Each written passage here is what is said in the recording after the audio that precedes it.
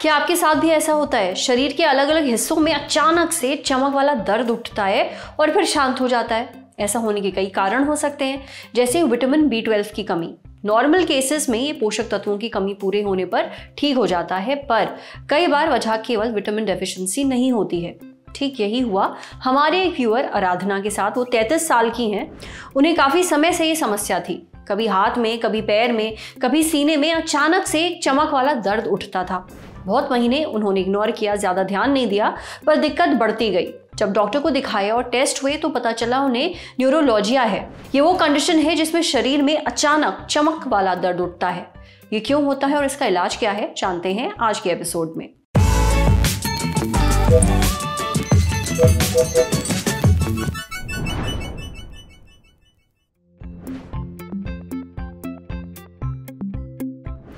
Neuralgia एक type का sharp shooting shocking pen होता है जो नर्व के पाथ को फॉलो करता है। ये नर्व बॉडी में, फेस में कहीं भी हो सकती है। इसका कारण नर्व के इरिटेट होने या डैमेज होने से होता है। फॉर एग्जांपल किसी इन्फेक्शन की वजह से, जैसे हर्पीज़ है, चिकन पॉक्स है, ये नर्व्स को अफेक्ट कर सकते हैं। इसके अलावा इंजरी या ट्रॉमा होने की वजह से, या नर्व पे किसी प्रकार का प्रेशर होने की वजह से, ये प्रेशर बोन की वजह से हो सकता है, या आसपास कोई ब्लड वेसल जारी है, सूजन आई है बॉडी में, किसी भी वजह से नर्व पे प्रेशर आ सकता है।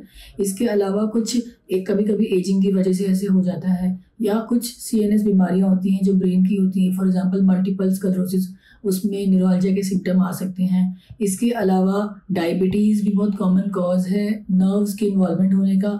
तो देखा गया है कि डायबिटीज़ में न्यूरोलॉजिया हो जाते हैं, स्पेशली हैंड्स को, फीट को एंड फिंगर्स को इन्वॉल्व करते हैं। कुछ लेस कॉमन रीजन्स हैं, for example chronic kidney disease, कुछ इन्फ्लेमेटरी बॉडी डिसीज़, कभी कभी कुछ मेडिकेशंस होती हैं, स्पेशली जो कैंसर मेडिकेशंस होती हैं, ये नर्व को इरिटेट करती हैं and they can have neuralgia like symptoms. Patient complain करते हैं sudden sharp shooting shock like pain, कभी कभी नमनेस, टिंगलिंग की फीलिंग भी आती है। इसके अलावा बर्निंग फीलिंग भी आती है एंड समटाइम्स मसल ट्विचिंग के भी कंप्लेंट्स आते हैं इस बीमारी में।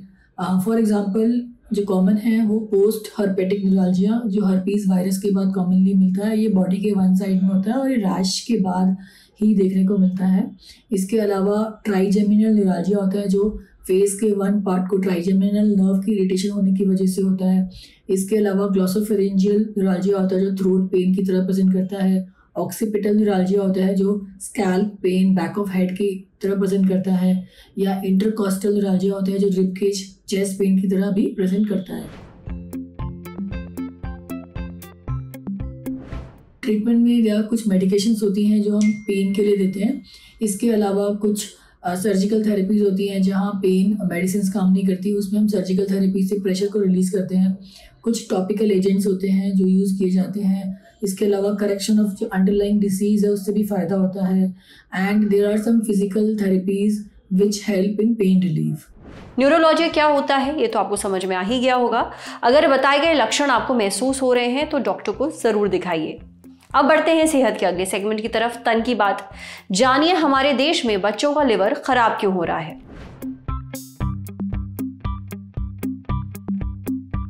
बदलते लाइफस्टाइल के चलते लोगों को लिवर से जुड़ी काफी समस्याएं हो रही हैं। All India institute of medical sciences यानी कि एम्स के मुताबिक भारत में करीब 38% लोग फैटी लिवर की समस्या से जूझ रहे हैं, यानी देश की कुल जनता का 1/3 हिस्सा। लेकिन उससे भी चौंकाने वाली बात यह है कि फैटी लिवर के कुल मरीजों में से 35% बच्चे हैं। फैटी लिवर के मामले क्यों बढ़ रहे हैं और इनसे कैसे बचें, इस पर भी बात करेंगे। लेकिन पहले ये जान लीजिए कि फैटी लिवर क्या होता है।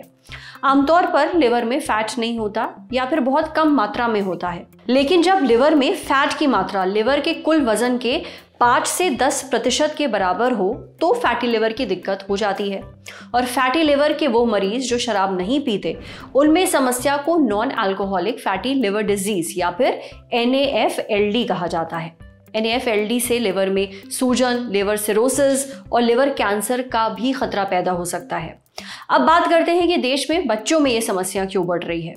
अब एम्स के मुताबिक देखा गया है कि पिछले कुछ समय से बच्चों में फिजिकल एक्टिविटी बहुत कम हो गई है। साथ ही खाने में हाई कैलोरी वाली चीज़ें और सैचुरेटेड फैट की मात्रा ज़्यादा बढ़ गई है। इस वजह से बच्चों का मेटाबॉलिज्म गड़बड़ा गया है और वो मोटापे के शिकार हो रहे हैं। यही कारण है कि बच्चों में फैटी लिवर की समस्या हो रही है। इससे भी बड़ी चिंता की बात यह है कि फैटी लिवर के कोई भी लक्षण नहीं दिखते हैं, इसलिए अगर बचपन में ही पहचान हो जाए तो इसका इलाज हो सकता है, क्योंकि शुरुआत में लिवर में सिर्फ फैट ही जमा होता है, सूजन नहीं आती है। फैटी लिवर से बचने के लिए ज़्यादा तला भुना और मीठा खाना अवॉइड करें, कसरत करें और वज़न पर कंट्रोल रखें, इसे बहुत ज़्यादा बढ़ने ना दें और समय समय पर लिवर की जांच करवाते रहें। समझे? अब बारी सेहत के आखिरी सेगमेंट की, खुराक यानी एक झक्कास सी हेल्थ टिप। जानिए गाय और भैंस के दूध में से आपके लिए ज्यादा फायदेमंद कौन सा है। दूध पोषक तत्वों से भरपूर होता है। दूध और दूध से बनी चीजें विटामिन डी और कैल्शियम का सबसे अच्छा सोर्स मानी जाती हैं। लेकिन अक्सर लोग इस बात को लेकर बहुत कंफ्यूज्ड रहते हैं कि भैंस और गाय के दूध में कौन सा दूध ज्यादा फायदेमंद होता है। इसको लेकर डॉक्टर पार्थ सोनी ने अपने इंस्टाग्राम पेज पर एक पोस्ट शेयर किया है। डॉक्टर पार्थ बताते हैं कि गाय के दूध के मुकाबले भैंस के दूध में प्रोटीन और कैल्शियम ज्यादा होता है, लेकिन भैंस के दूध में फैट की मात्रा भी ज्यादा होती है। वहीं गाय के दूध में फैट कम और पानी की मात्रा ज्यादा होती है। यानी भैंस के दूध को पीने से कैल्शियम और प्रोटीन तो भरपूर मिलेगा, लेकिन भैंस के दूध में फैट की मात्रा ज्यादा होने के कारण वजन आपका जल्दी बढ़ता है। वहीं गाय के दूध में पानी की मात्रा ज्यादा होने से डिहाइड्रेशन नहीं होता और फैट कम होने के कारण गाय का दूध वजन भी नहीं बढ़ने देता। इसके आगे डॉक्टर पार्थ का कहना है कि अगर आप छोटे बच्चों को ऊपर का दूध पिलाने की सोच रहे हैं तो फिर गाय का दूध ज़्यादा अच्छा ऑप्शन है। रही बात कैल्शियम की, तो इसे आप दूध से बनी दूसरी चीज़ें जैसे कि दही और पनीर के जरिए पूरा कर सकते हैं। आज सेहत पर इतना ही। अगर आप एक डॉक्टर हैं, हमसे कुछ शेयर करना चाहते हैं तो जो ईमेल आईडी इस वक्त आपको अपनी स्क्रीन पर दिख रही है उस पर हमें एक मेल भेज दीजिए। शुक्रिया।